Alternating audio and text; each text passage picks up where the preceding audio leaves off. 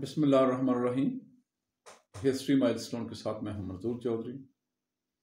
अगर आप मेरे चैनल पर नए हैं तो मेहरबानी करके इसको सब्सक्राइब कर लें और साथ ही बेल आइकन के बटन को प्रेस कर लें ताकि मेरी आने वाली वीडियोस आपको मिलती रहें। लाइक एंड शेयर कर दें तो बहुत मेहरबानी होगी, इससे भी ज़्यादा। नाज़रीन, 1953 सेकंड हाफ ईरान में प्राइम मिनिस्टर मोहम्मद मुसद्दक की हुकूमत है, जो कि 1923 से पार्लियामेंट का हिस्सा चले आ रहे थे। नेशनल फ्रंट की हुकूमत को आए हुए भी 2.25 साल के करीब हुए थे कि उन्होंने अपने मुल्क की पॉलिसियों को, जो कि पहले ही बाएं बाजू की तरफ उनका कुछ झुकाव था इस हुकूमत का, उसी को मद्देनज़र रखते हुए उन्होंने बड़े बड़े फैसले करना शुरू कर दिए, जिनमें एक फ़ैसला जो ऑयल कंपनीज थी, जो ज़्यादातर वेस्ट की थी, मगरबी ममालिक की थी, उनको उन्होंने एक कानून के ज़रिए नेशनलाइज कर लिया। मगरबी ऐवानों में जल्ज़ला आ गया। ये बात किसी भी तरह उनको काबिल कबूल नहीं थी।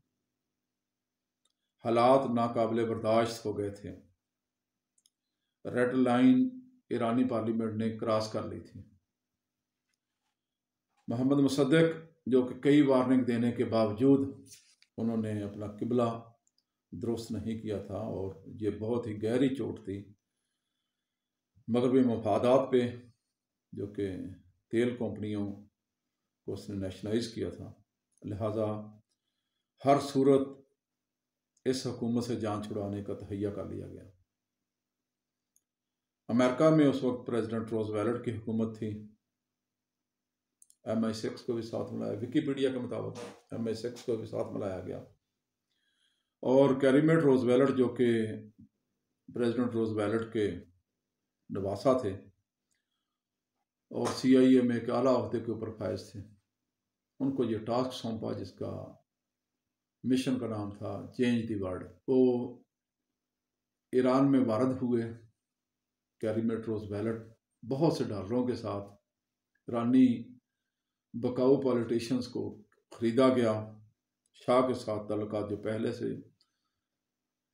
आला सतह के ऊपर उनके उस्तवार थे, उनको मज़ीद मजबूत किया गया। ईरानी अवाम को महंगाई, बेरोज़गारी के नाम के ऊपर बाहर निकाला गया। हंगामे शुरू हुए और तकरीबन 3 माह की मुसलसल जद्दोजहद के बाद अपने मनारची इख्तियारात को इस्तेमाल करते हुए शाह ने मुसद्दक इंतज़ामिया को चलता किया।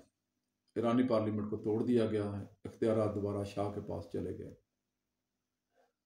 प्राइम मिनिस्टर को कैद कर दिया गया, जो कि आखिरी वक्त तक अपने घर में नज़रबंद रहे। 1967 में बाद में उनकी डेथ हुई। अपना मिशन मुकम्मल करने के बाद कैरीमेट रोजवेल्ट आज़म अमेरिका हुए। वहाँ जाके जब उसने अपने नाना हजूर को अपनी रिपोर्ट पेश की, कामयाबी की, वहाँ से दाद वसूल की।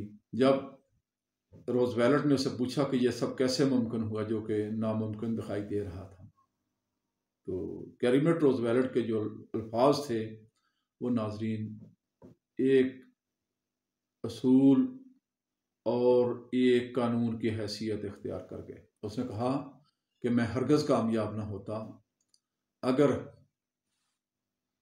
ईरानी अवाम मेरा साथ ना देते। नाजरीन, पावर पॉलिटिक्स में और हेजमानिक पॉलिटिक्स में, जिसमें बड़ी ताकतें अपने मफादात को आगे बढ़ाने के लिए ताकत का इस्तेमाल करती हैं, दूसरे ममालिक का इंतज़ामिया के बाजू मरोड़ती हैं या उनको तब्दील करती हैं, उनमें सबसे अहम रोल वहाँ के अवाम का होता है। हमेशा हमेशा के लिए तय हो गया कि अगर किसी मुल्क के अवाम ये ना चाहें कि किसी हुकूमत ने घर जाना है या किसी पॉलिसियाँ कोई तब्दील होनी है, तो वो हरगज़ तब्दील नहीं हो सकती। मैं बहुत ज़्यादा इसके ऊपर खुल के बात नहीं करूँगा, लेकिन वतन अजीज़ को भी इसी तरह की सूरत हाल का सामना। वमा अलैना इल्लल बलागुल मुबीन। खुदा हाफ़िज़।